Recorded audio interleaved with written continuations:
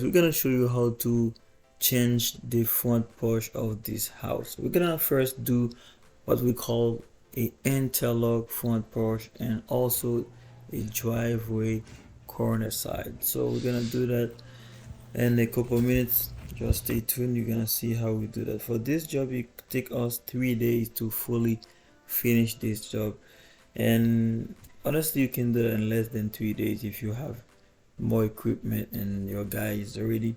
But in our case, we couldn't get through this area, this corner with our equipment, so we have to do most of the dirt by hand, and that's why it takes time. All right, so stay tuned.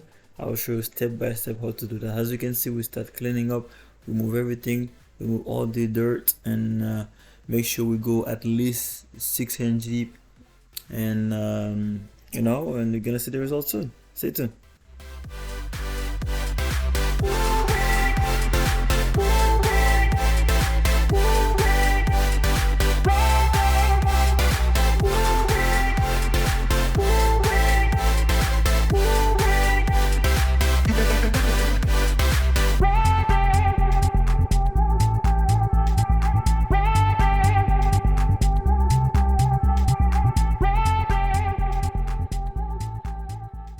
So one of the big challenge we had, as you can see, we have a big slash of concrete from the existing porch here. So for us to install our interlock, our stone, we're gonna need to cut that, make it really flush, and make sure we gonna have a nice space to kind of clean that out. So as you can see, I'm using my quick cut, so with some diamond blade and some armor, like just to break those concrete there. So it takes a few minutes to kind of clean that area properly and then have that space clean and deep.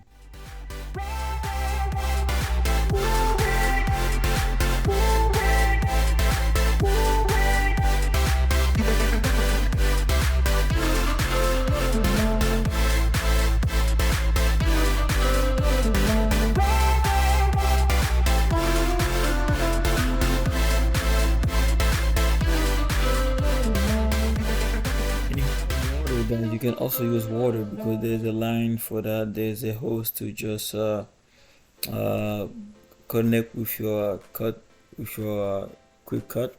So in our case, the client garage was closed. Unfortunately, we couldn't get water, so we have to kind of like take the risk and do that with all the dust here. So but it's really recommend to connect that with a water hose. Like that, you won't have to get all those dark sky around your neighborhood or even for yourself.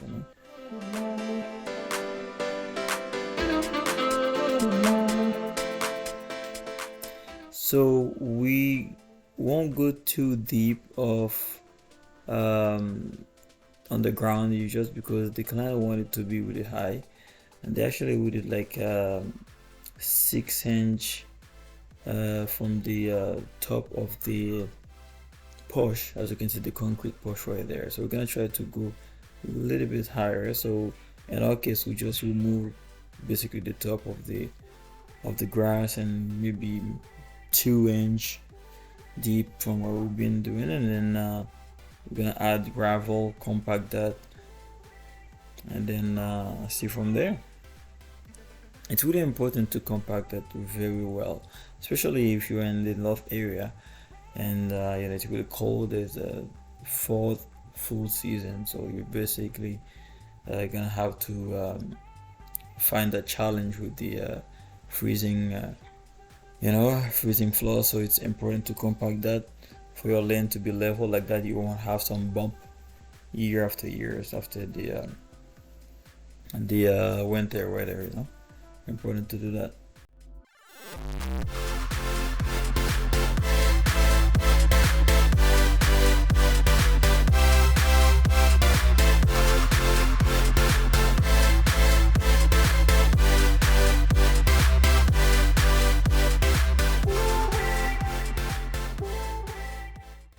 Definitely recommend to use the anti-grass or the landscaping cover for your the pavé or your stone to stay really clean with no grass going between and stuff like that. So go ahead, you can get any any style, any brand, so it doesn't matter as long as you have something under to keep your grass and keep your weed out of your stone. It's good to go.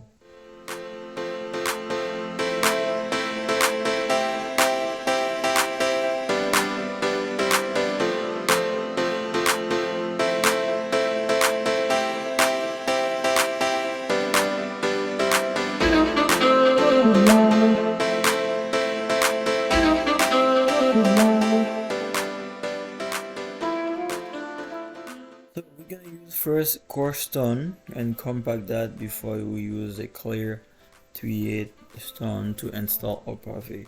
But people would like to use like a coarse stone, and then they use like the sand cement first, and it all depends to what you're gonna do in the area. Basically, for us, if we're gonna do like a driveway, we like using we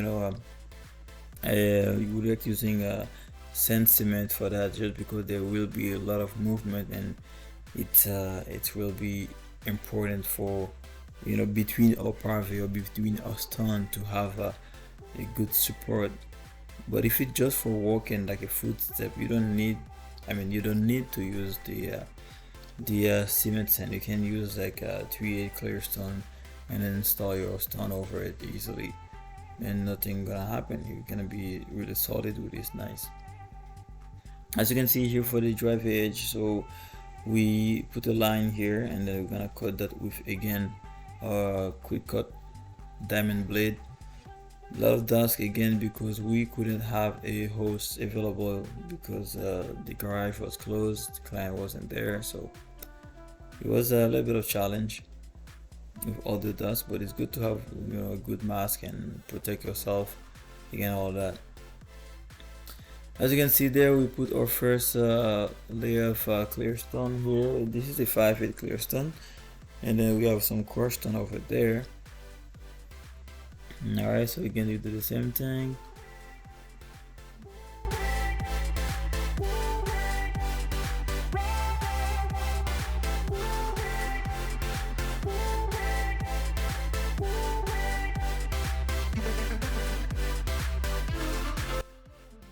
So you make sure you have your slot and a good, maybe a degree, 1 degree slot, just for your water flow, and then you're good to go.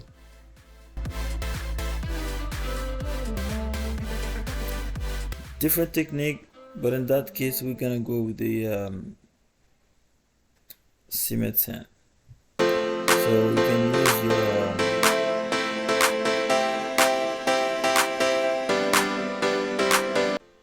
your PVC to get a nice floor, nice level for your stone.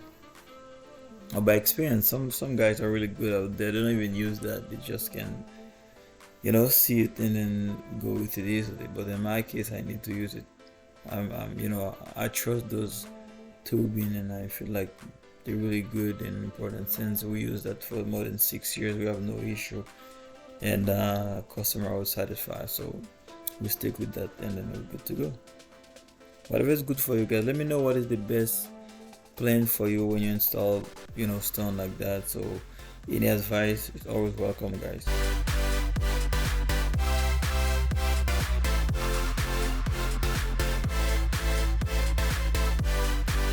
Again, some guys out there like using maybe the edges before or after the installing the stone, but either way it's good.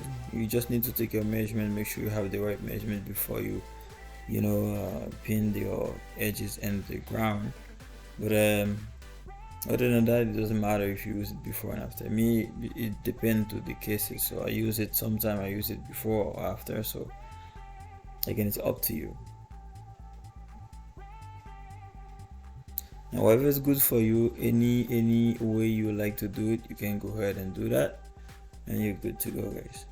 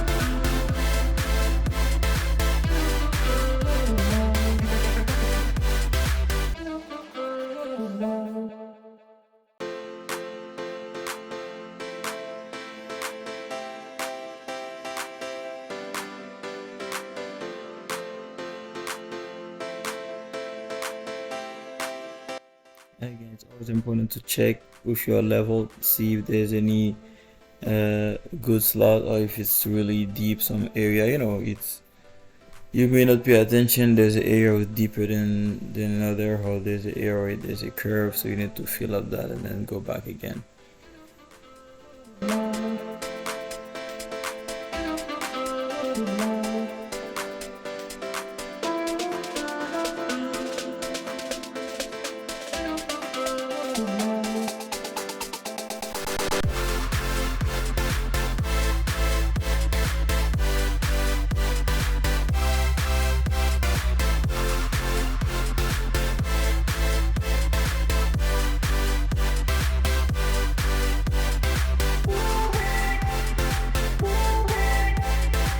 Another technique I'm gonna show you there, guys. So I just need to attach those, that level with the piece of 2x4 lumber here, and then I just grab it, pinch that with some grip strength, and then I'm good to go. This is even better because I can see the level as I'm going down.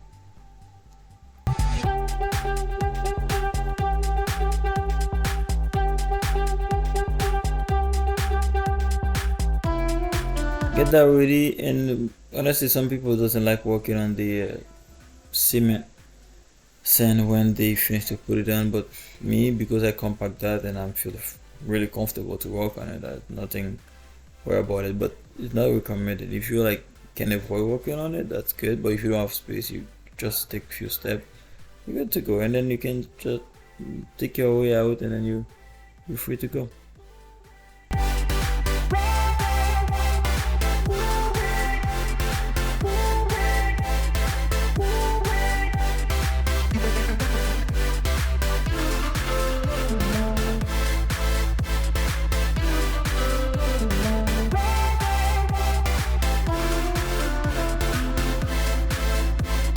I like putting my corner first just to see where I'm going and keep the line straight.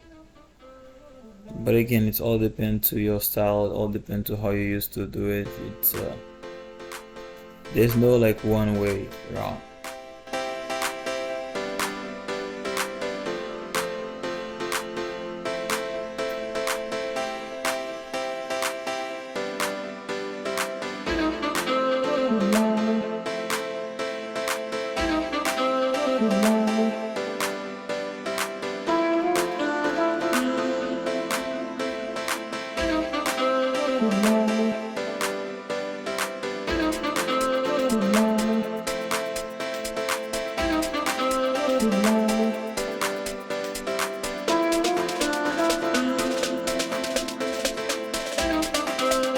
Try to avoid some play, it's always good to kind of go back and add some sand on it. Make sure you you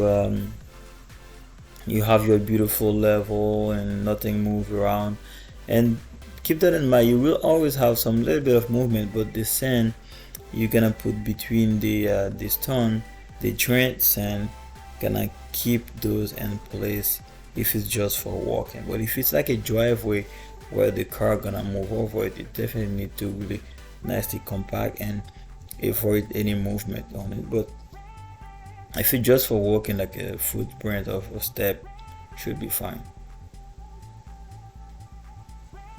Already you can see the difference from before and after right now, so it's all good, all nice. You make sure you lay out all your stuff to see if you have enough material just to kind of plan your way around.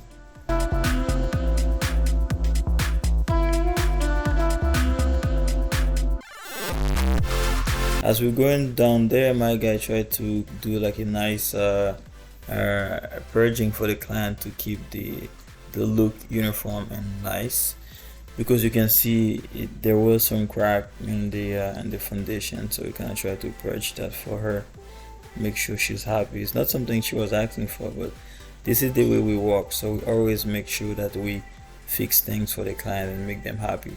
But it's also important to do that before installing your private stone. But in our case, we did add some protection over the stone just to avoid the cement to go on it, but it's really recommended to do it before, like that. You won't need to do all that.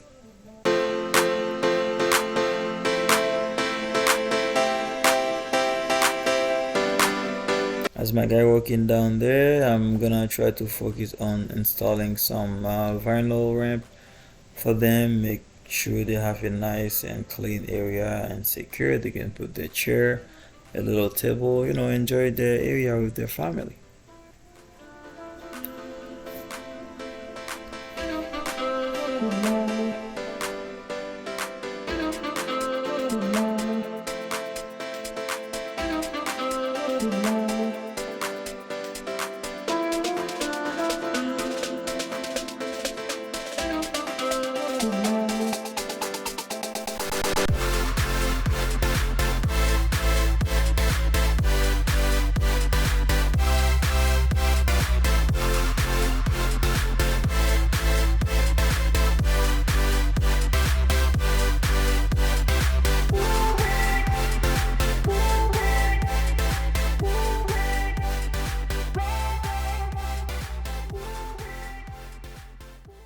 Honestly, guys, it was a challenge to find a good position to install those railings. My idea was to kind of go outside of the post, but customer like to keep it like in a good alignment, which is reduce the space. As you can see here, we lose at least 7, but I can even see like a foot of space from the edge of the push to the big post here, so we kind of lose that.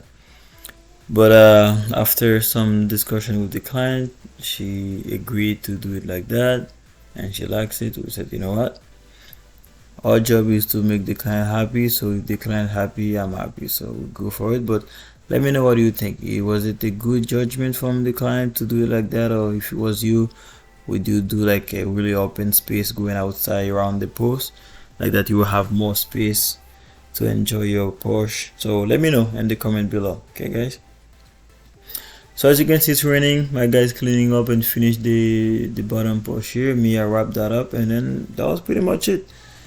So beautiful project, as you can see here. It's nice and sexy. I really love it.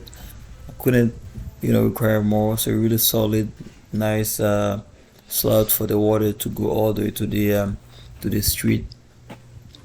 And then they have a nice working area, and honestly, client was really happy. She was so pumped out and didn't expect that beautiful change. So let me know, what do you guys think? Tell me exactly how would you do it. Would you be doing it differently? And I always welcome you guys to join that beautiful family. If you're watching this video for the first time, please comment, like, and subscribe, and I'll catch you later.